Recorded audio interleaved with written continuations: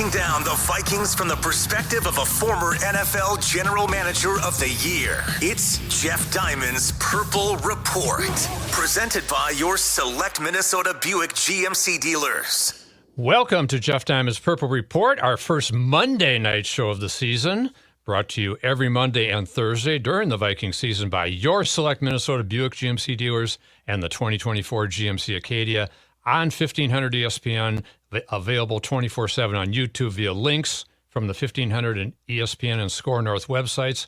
I'm Jeff Diamond, former Vikings GM, former Tennessee Titans president. Our producer is AJ Fredrickson, helps us with the show, get all our great highlights and interviews, and sets everything up for us. So, AJ, I'll say this to start off. Winning the regular season opener is always big. And I was always nervous as a GM or team president with that first game, because if you don't win the first game, it puts so much pressure on the second week not to go 0-2. Yeah. And as the Vikings found out last year when they started out 0-3 and how tough it was to recover from that, which they really never could quite get to. But certainly a big, big win in New York.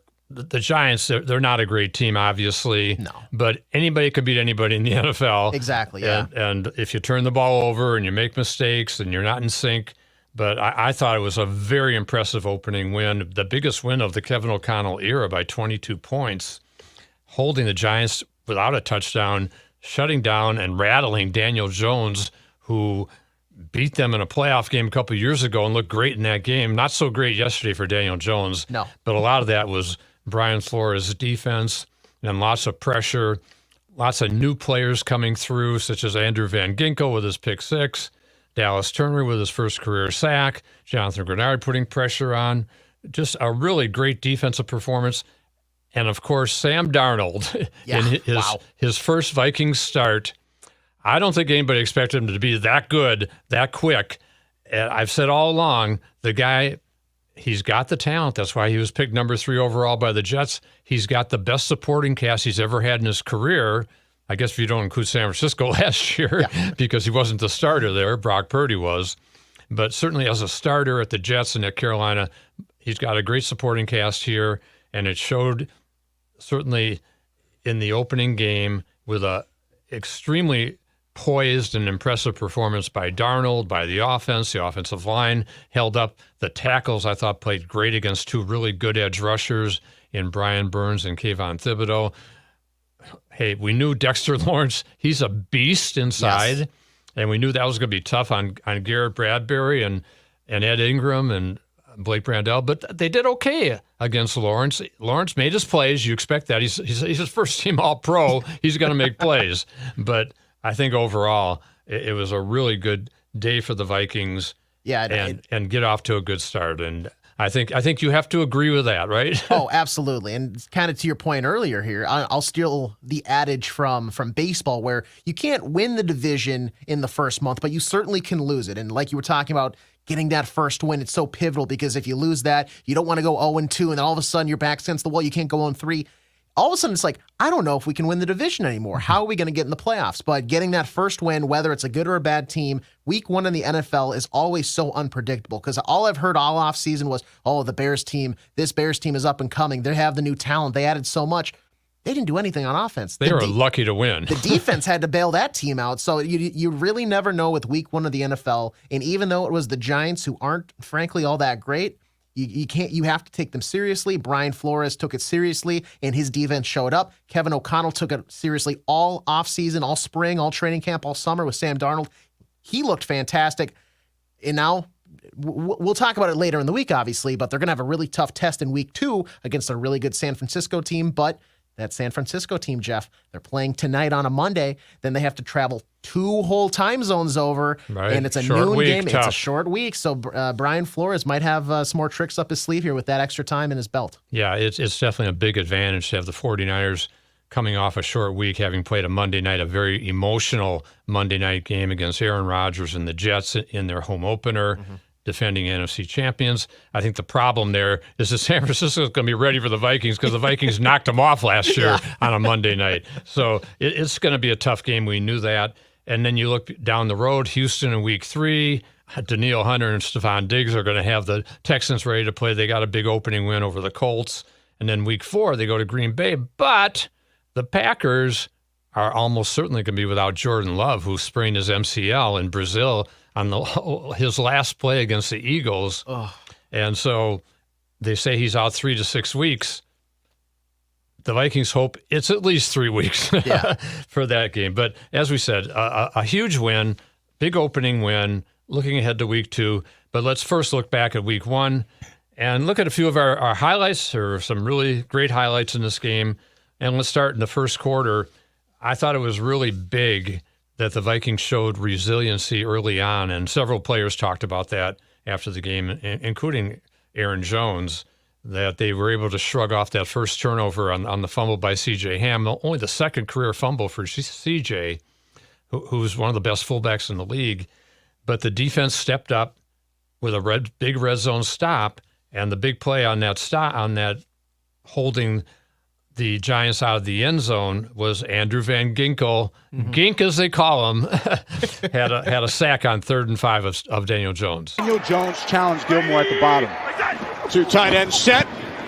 Here's Jones, and he's taken down. It's Van Ginkel again. And a quick courtesy to our friends over at Fox, Kenny Albert and Jonathan Villa on the call for all of the clips you see today. Yes, exactly right. And so Van Ginkel showed his quickness, his mobility on that play, and just his playmaking ability. Just going to be a huge asset for this defense this year. Makes that play. The Vikings hold the Giants to a field goal. On the ensuing drive, they drive down the field, have the benefit of a 36-yard pass interference call against Jordan Addison, which set them up in Giants territory. Jordan Addison will be a little bit of a concern this week coming off a sprained ankle. He sprained the other ankle now. And so O'Connell said today in his media session that Jordan's going to be kind of iffy again this week, day to day, as they say. But hopefully they're hoping he can make it back for the game on Sunday. We'll see. But the final couple big plays on this series, a 22-yard pass to Josh Oliver down the seam. Great throw from Darnold. And then Aaron Jones, I've been saying this the whole offseason, that he can be the key to this team this year. Not only the key to the offense, the key to the team. If they get the running game going better than it's been the last couple of years, and he is a big-time back.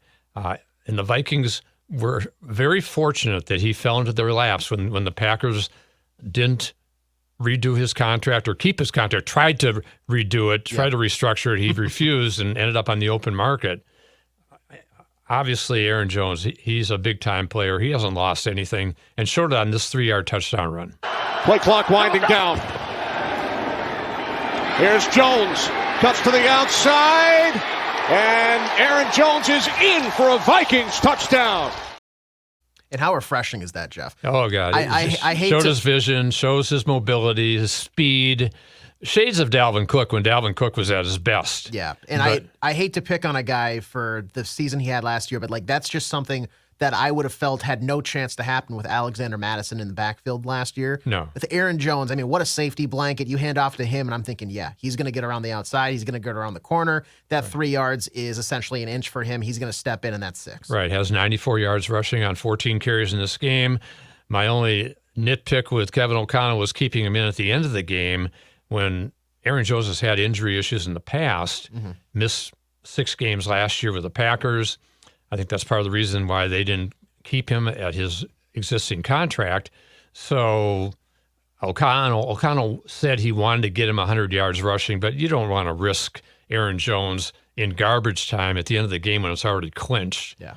Not that that's going to happen very often, certainly that you're going to blow the team out like that. But anyway, so Vikings take a lead 7-3. Second quarter, they're backed up on their 1-yard line. And a huge play in this drive, 44-yard pass. Darnold, perfect throw, Justin Jefferson. Big smile on my face over here. Good start for your former club. As Darnold airs it out, Jefferson has it. First catch today for Justin Jefferson. Yeah, that might help. That might help you get you out of your own territory. Yeah, a nice exactly. 44-yard bomb to the best wide receiver in NFL. That's right. Yeah, it's incredible how good that connection looks already. Perfect throw. Perfect throw. And I think that goes to your point about just how good Sam Darnold has looked. And given his tools, I mean, frankly, as the season goes on, you have to expect he's only going to get better with a TJ Hawkinson coming back at some point. Jordan Addison hopefully getting fully healthy at some point as well. I mean, he's going to be firing on all cylinders, and he showed a tease of that on Sunday. Yeah, definitely true.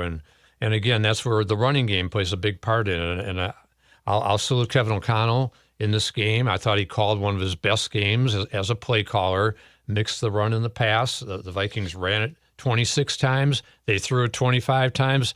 That rarely happened during the Cousins era. And speaking of Cousins, we'll talk about him later. He did not have a good opening day.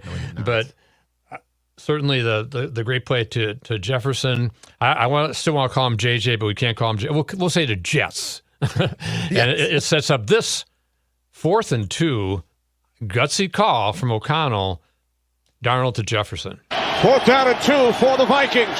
Darnold throws. Too easy. It is caught for a touchdown by Jefferson. I'm not sure how easy that was. There was pretty good coverage there. So, I would disagree with Jonathan Vilma how easy that one was. But the Vikings go up 14-3. Later in the second quarter, to end the drive, Dallas Turner, the first-round pick, comes up with his first career sack, one of 5 sacks by the Vikings on the day. They hit Daniel Jones 12 times, sacked him 5 times. Here's Dallas Turner's first career sack. Jones steps up, wrapped up, and is sacked for the second time. The rookie out of Alabama. And you got to hope that that's the first of many here, Jeff. I mean, that guy, he's poised in a role that I think a lot of people we talked about on Thursday are expecting maybe the pass rush to kind of fall off with Danielle Hunter making way down to Houston. But this guy, they traded up for him. Probably, arguably, was the best defensive player in the draft this past spring. First game, 1 sack. I hopefully it's the start of a blossoming career for him. Yeah, and Pat Jones had 2 sacks in the game, and he's coming on. I thought Jonathan Grenard had several good sacks, didn't necessarily turn into sacks, but several good rushes. Mm-hmm. And so you talk about that defensive group. And Van Ginkel had the sack. I think they could be better than what they had last year with Hunter and DJ Wanham and Marcus Davenport, who was hurt all year. And so I think it could be an improved group. So before we get into the second half highlights, let's talk about our great sponsor, the Select Minnesota Buick GMC dealers. It's time to take the field in an SUV that's designed to be unstoppable in every pursuit. That's the all-new 2024 GMC Acadia. From its reimagined interior to its bold, capable exterior, Acadia is suited up so you can make the winning drives wherever they may lead. Whether it's at home or away, your team will enjoy the ride in comfort with 3 rows of spacious seating for 7. Plus, Acadia comes standard with other winning features like heated front seats, remote start, and a 2.5-liter engine with a GM estimated 328 horsepower. Or take yours to the championship level with available amenities like a panoramic sunroof or an off-road tuned suspension. Don't sit on the sidelines any longer. Test drive your new 2024 GMC Acadia today. Available now at your Select Minnesota GMC dealers. Into the second half we go, and we'll go through a few highlights there. Aaron Jones, talked about him. Here's a 19-yard run he breaks off. He got better as the game went on. That was the longest run of the day on either side. Yep. Vikings keep it on the ground. And the thing is, you heard at the top of that clip, the broadcasting crew was talking about one of the bigger runs of the day. He had one right before that. That was, I think, double digits. And then he gave it right back to him. Stays on the ground. He goes the other way to the near side of the field. 19 yards, like you said. It looked like he was kind of warming up into the day, and he just kept getting better and better with each and every drive. Yeah, definitely true. And Ty Chandler had several good rushes and good receptions in the game. And then this on the first drive of the third quarter, which is always a big drive coming out of the locker room. They've got the ball. You're up by 11, want to extend the lead, and that's exactly what they did. And here was one of my favorite plays I've seen Kevin O'Connell call as a Vikings coach. They put Jefferson in motion toward, I think the Giants obviously anticipated some type of wide receiver screen as he's coming out of the backfield, and they all suck to Jefferson. Leaves Jalen Naylor one-on-one and beats his guy wide open for a 21-yard touchdown, put the Vikings up 21-3. Darnold, pump fake, throws, end zone, touchdown! Jalen Naylor. Just great execution on that play with the pump fake, and that sold the play that it was going to Jefferson, and then Naylor gets open deep. But again, you got to have the pass protection in this situation, and the offensive line held up on this play as they did for most of the day, as Darnold was rarely sacked. So the Vikings up 21-3 here. Then the killer play, and what a play this was. Spectacular play by Andrew Van Ginkel, the free agent signee, $10 million a year deal that the Vikings paid him. He's worth every penny. He's such a great chess piece for Brian Flores, and he makes an incredible play here. And I'm going to say this, AJ, before we see this play. I saw this exact play in training camp, and I think Aaron Jones referred to it too, where Van Ginkel made at the night scrimmage at TCO Stadium during camp, he made this exact play against Sam Darnold where he picks off an attempted screen pass. And here's this fantastic play. For the Giants offensively. Bunch formation to the right. Oh, wow! Van Ginkel, touchdown! Wow! Andrew Van Ginkel with the interception, and he takes it to the end zone. That just looked like they handed it off to him.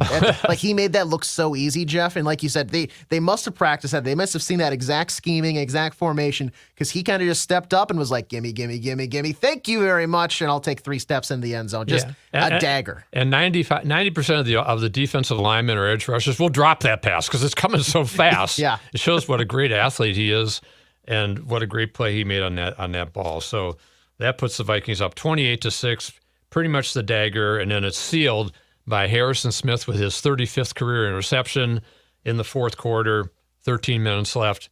Harrison with the pickoff of Jones, and ends a dismal day for Daniel Jones. Giants empty the backfield on 4th down. 4th and 8. Jones fires, picked off in the end zone. Harrison Smith with his 35th career interception.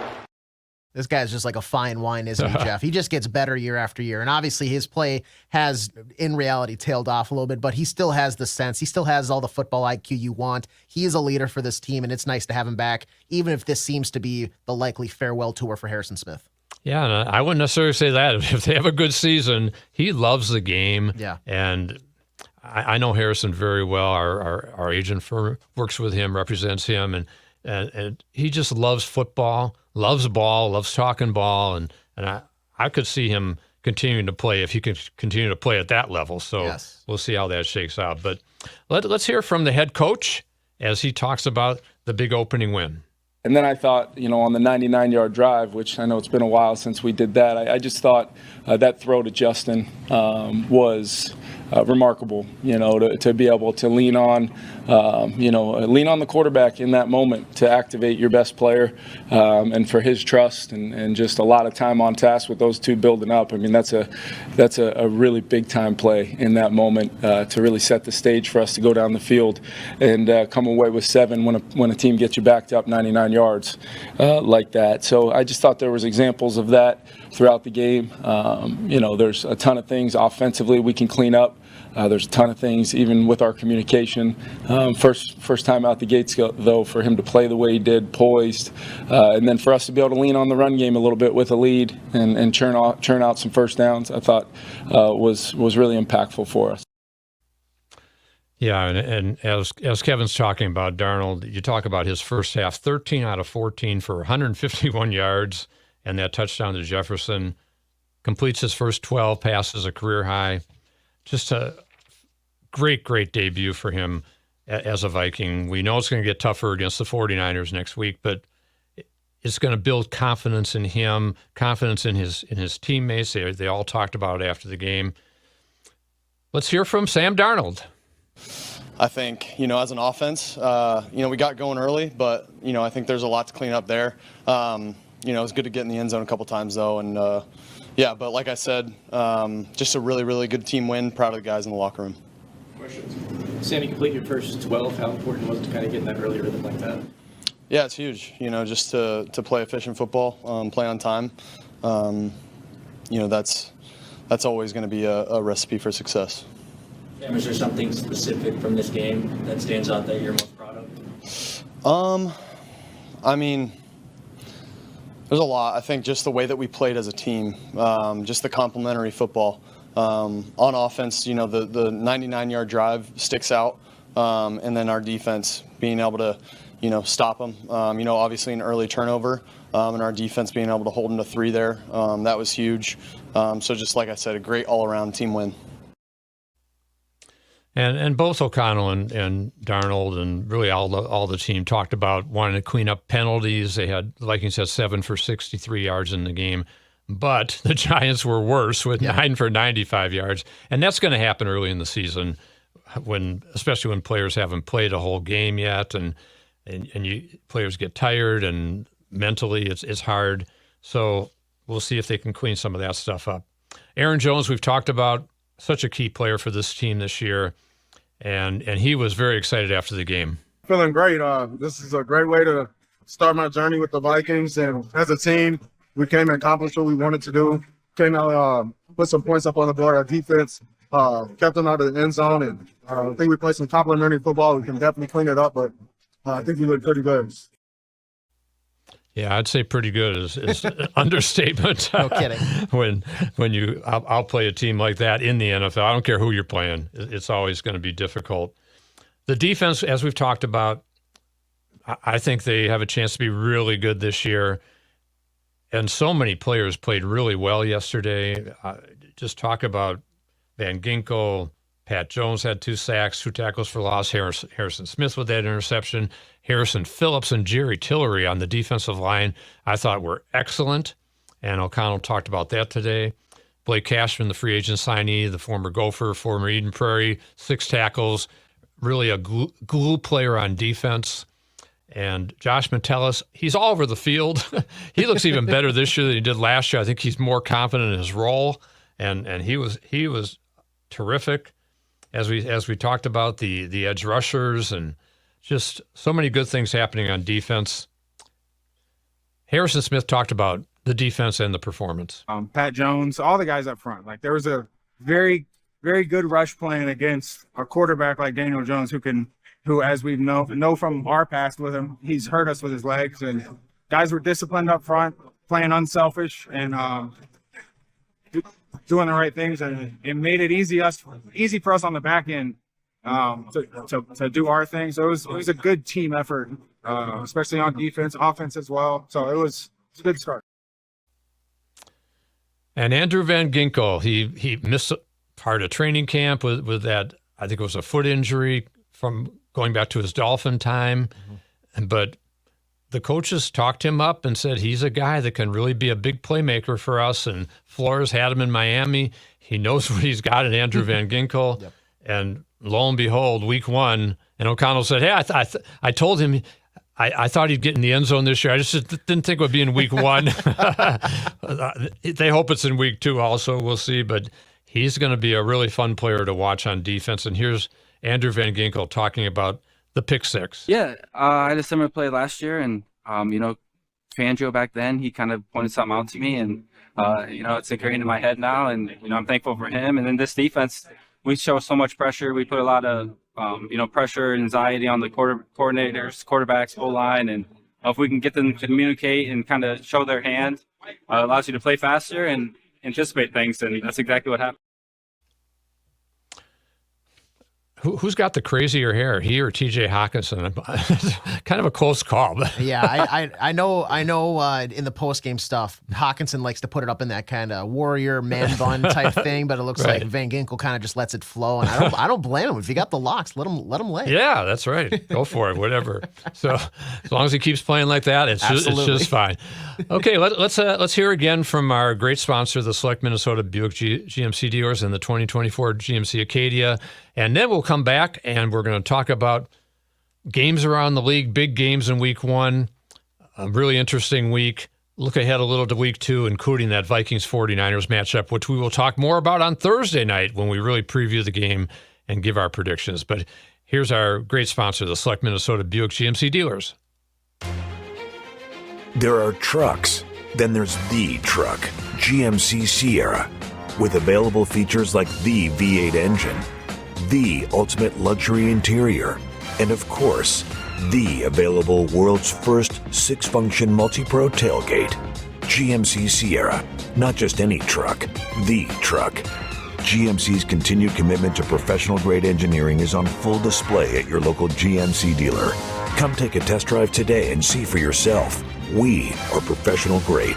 GMC. Well-qualified buyers get 1.9% APR for 36 months on GMC Sierra light-duty models. See your local GMC dealer today. Monthly payment is $28.16 for every $1,000 you finance. Average example down payment 15%. Some customers will not qualify. Not available with lease and some other offers. Take new retail delivery by 9/30/24.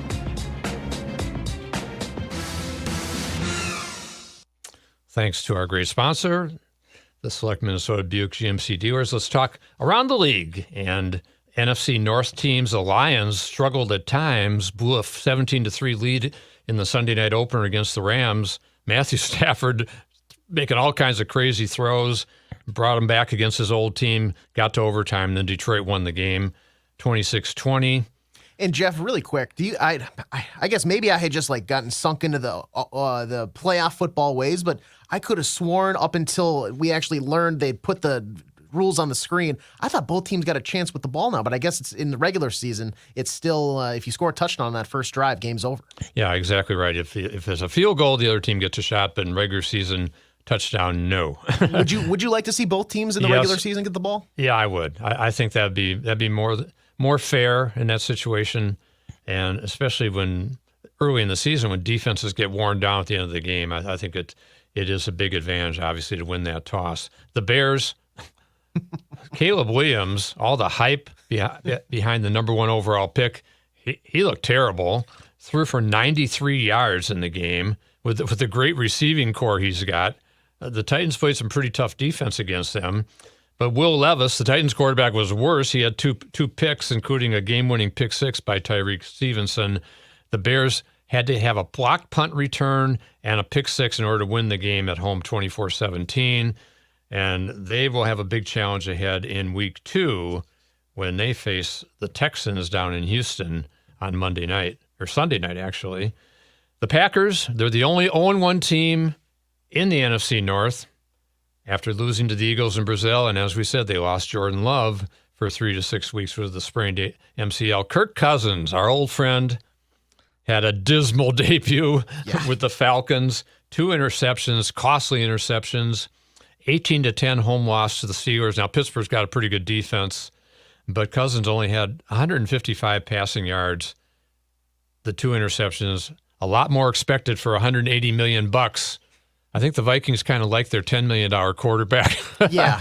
At this point for week 1, and Viking fans hope that he continues to outplay Cousins in week 2 and beyond. We'll see how that turns out.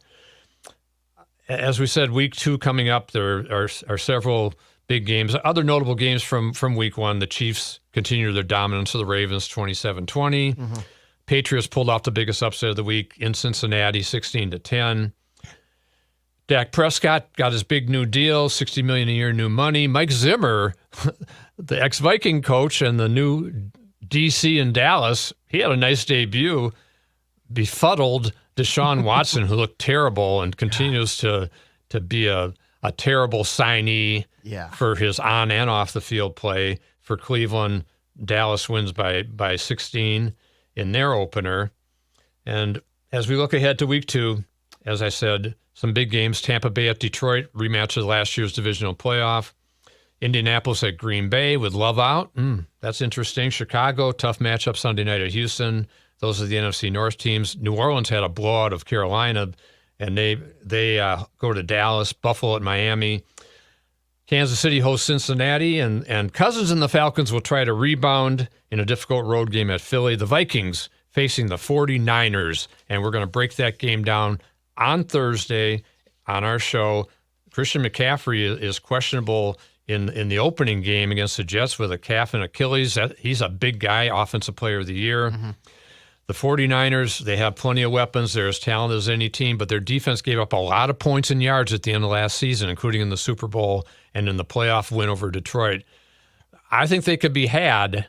The Vikings are going to have to play almost a perfect game to do it, not turn the ball over, avoid the penalties. But we'll break that down in full on Thursday and look forward to our next show. So this has been Jeff Diamond's Purple Report, brought to you every Monday and Thursday during the Vikings season by your select Minnesota Buick GMC dealers and the 2024 GMC Acadia on 1500 ESPN, available 24/7 on YouTube via links from the 1500 ESPN and Score North websites. This is Jeff Diamond with AJ Fredrickson, hoping you have a great week, and we will talk with you on Thursday as we preview the Vikings and the 49ers in Week 2.